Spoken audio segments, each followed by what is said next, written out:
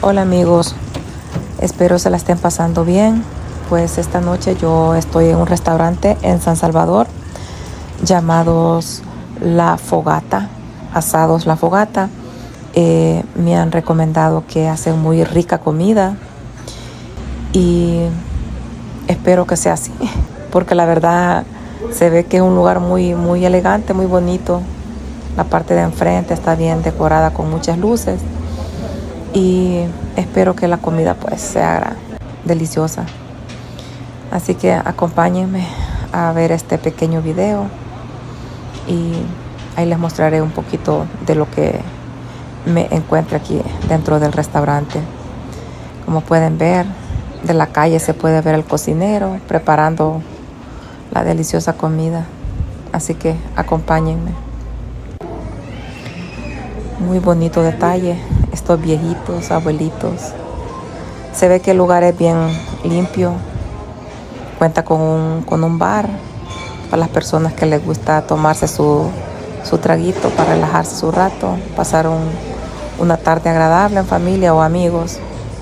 La verdad que me gusta, se ve muy fino el lugar.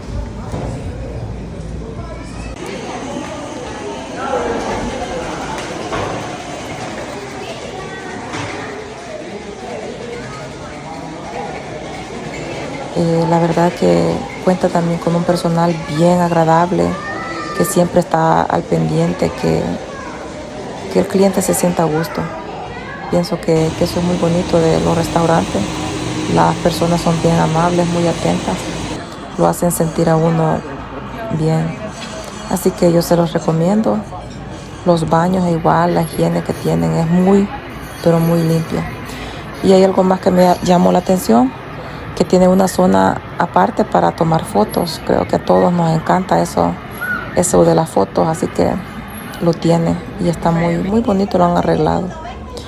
Pues yo venía por un fresco de ensalada y la verdad que lo pude disfrutar al máximo porque sí lo hacen bien rico. Muy delicioso, la verdad se los recomiendo nuevamente.